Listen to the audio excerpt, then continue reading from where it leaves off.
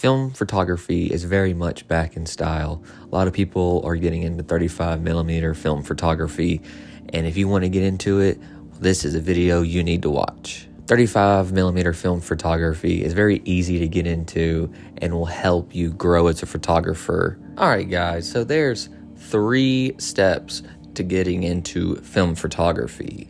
Step 1 is to get a film camera. Now there are tons of cameras on the market. You can find cameras anywhere from a couple dollars, 10, 20 bucks, all the way to thousands and thousands of dollars.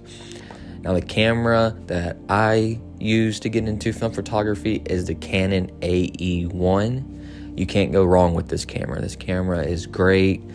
Tons of support with it. Buy parts for it if you need to. There's a lot of them in the used market. I picked my camera up with 2 lenses and a camera bag for around $100. If you're looking for a camera, I would look on eBay, Facebook Marketplace, and like a local thrift store if you have one, or any type of used market website or app. Most of these cameras are built tough, so if you buy them used, you shouldn't have anything to worry about. If you can meet in person and actually try the camera out first, that'd be the best option, but nothing wrong with buying online, especially through eBay, where they have, money back guarantee. I would definitely look into that. Now, when you're buying a film camera, one thing you should know is most film cameras are completely manual. So you have to focus on your own, you have to pick your settings, meaning ISO, shutter speed, f-stop, things like that. So you want to make sure you know the basics of photography and camera settings, going into this. Canon AE1 makes one called the Canon AE1 Program. Program means the camera has a auto option, meaning the camera will pick the best shutter speed and f-stop. You still have to select your ISO and you still have to focus manually with the lens. Number 2 is you need 35mm film. Now, 35mm film price has gone up here recently. Nothing outrageous, definitely more than what it used to be. I got into film photography about a year ago and prices were high even then, so I'm kind of used to it. But people tell me it used to be a lot cheaper, and I believe it.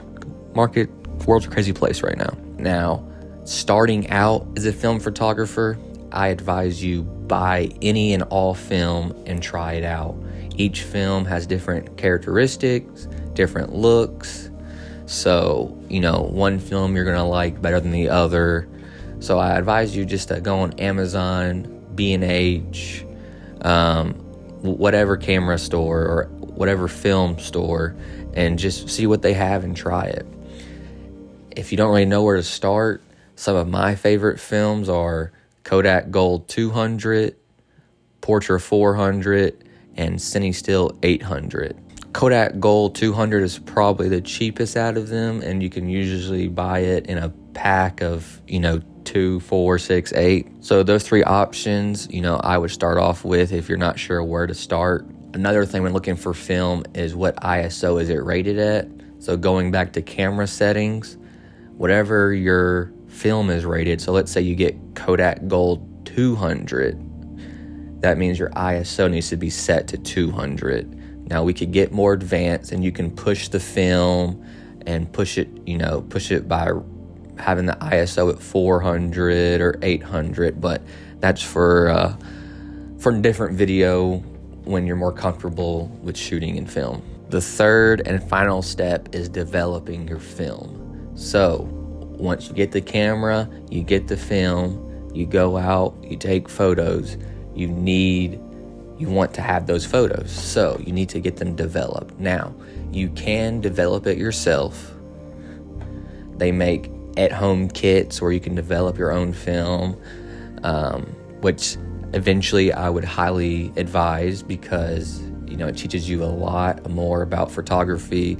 It gets you more close and personal with your work, and you almost form a relationship with your work. Starting out, and something that I still do even after doing film photography for multiple years now, is finding a film lab.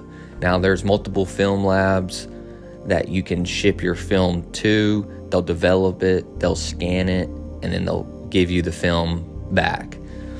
So you have to box up your film and ship it. Maybe you're lucky like me. I live in Memphis, Tennessee, so I have a film lab local to me where I can just drop my film off and they'll take care of it for me. But if you don't, I'll have a couple film labs that you can ship your film to, no matter where you're located.